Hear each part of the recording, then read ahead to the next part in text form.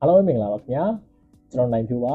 ဒီနေ့ဒီဗီဒီယိုလေးမှာတော့ကျွန်တော်တို့ Photoshop editing နဲ့ပတ်သက်ပြီးတော့ pre-wedding ဓာတ်ပုံတစ်ပုံကိုသူ့ရဲ့ client ရဲ့ customer အများစုပေါ့နော် customer အများစု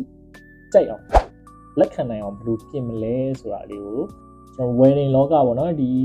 ဓာတ်ပုံနဲ့ပတ်သက်ပြီးတော့ဖြတ်တန်းခဲ့တဲ့8နှစ်တာကာလအတွင်းမှာ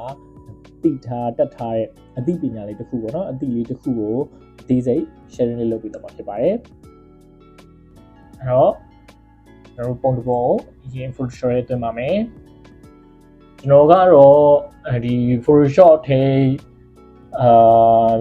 Photoshop ရဲ့ကိုသွင်းနေဆိုရင်ပေါ့နော်ဒီ Photoshop ရဲ့အစအဦးဆုံးအရင်ဦးဆုံးသွင်းနေဆိုရင် Photoshop ရဲ့သွင်းနေဆိုရင်အစအဦးဆုံးမှာကျွန်တော် raw processing လေးကိုပေါ့အောင်လုပ်ထားတယ်ပေါ့နော်အဲ့ဒါလေးကိုလည်းနောက် video မှာဘယ်လိုပေါ့အောင်တခါတည်းတန်းပေါ့အောင်ဘယ်လိုလုပ်မလဲဆိုတာလေးကိုထပ်ပြီးတော့ပြပေးမယ်ပေါ့နော်အခုကတော့ကျွန်တော်တို့ဒီ raw processing လေးကိုအရင်ဆုံးလုပ်မယ်ပေါ့နော်အခုဒါ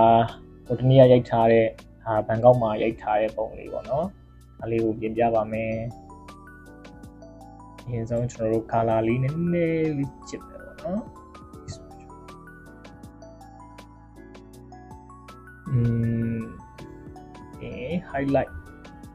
highlight လေးနည်းနည်းချလိုက်မယ် highlight ချတဲ့အခါကျတော့နောက်က background ကရှောင်းလေးတက်လာတယ်ပေါ့နော်တိမ်မရှိသေးတဲ့ဟာဆိုလဲတိမ်လေးတက်လာတယ်နည်းနည်းလေးချမယ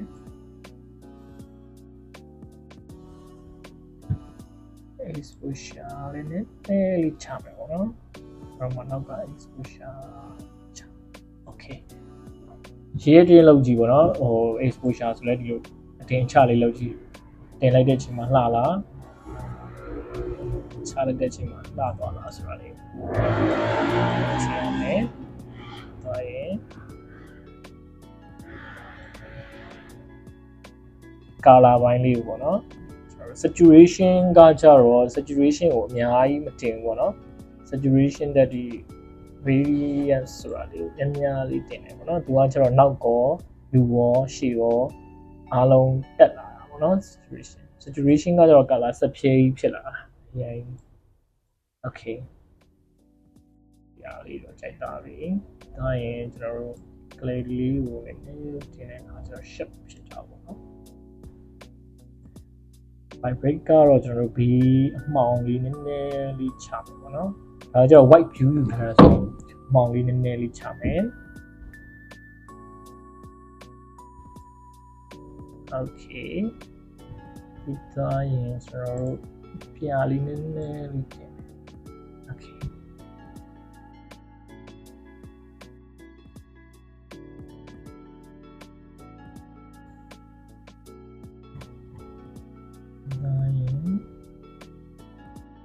များသောအားဖြင့်တော့ကျွန်တော်ဒါကိုအများဆုံးသုံးတယ်ပေါ့နော်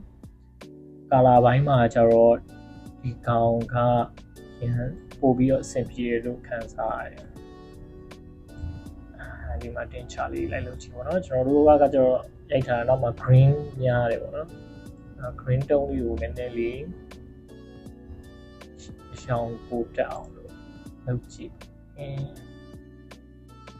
okay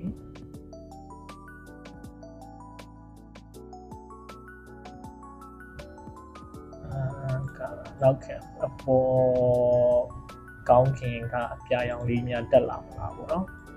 ပုံတစ်ပုံကကျတော့ကျွန်တော်တို့ Photoshop ကိုအများကြီးကျွန်တော်တို့ဓာတ်ပုံသမားကြီးဆိုတော့ Photoshop မှာအများကြီးလုပ်မယ်လို့မစဉ်းစားနဲ့ပေါ့နော်ဒီရိုက်ထည်ကကျွန်တော်တို့က60မရဘူးဆိုရင်60ပေါ့နော်ဒီလိုပေါ်ကတော်တော်လေးရိုက်နိုင်တယ်ဆိုရင်တော့80 80လောက်ပြီးရိုက်ခဲ့ရမယ်ပေါ့နော်Photoshop မှာကျွန်တော်တို့20ရာခိုင်နှုန်းလောက်ပဲပြင်မှုစဉ်းစားပြီးထားမယ်ပေါ့နော် Okay ဒီတော့နည်းနည်းကြိုက်တယ် Okay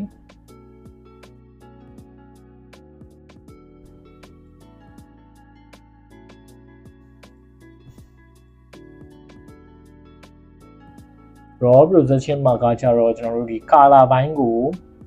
တခါအပီးလောက်သွားတာပေါ့နော်အပီးလောက်သွားတဲ့အခါကျတော့နောက်ပုံတွေအများကြီးပြင်တဲ့အခါကျတော့ color တူသွားတယ်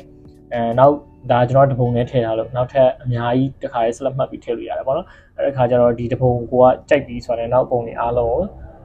ဒီတပုံစတိုင်းဖြစ်အောင်ကာတာကိုညီအောင်ပြင်လို့ရတယ်ဒီ Photoshop ရတဲ့ခါကျရင်ပိန်တာတွေ့တာရက်ရှိတာ skin ချောတာအဲ့ဒီဘိုင်းလောက်ကြီးပဲနည်းနည်းလောက်ကြတာပေါ့နော်raw မှာ color ဘိုင်းကိုအပြီးလောက်ကြပါမယ်ခင်ဗျာ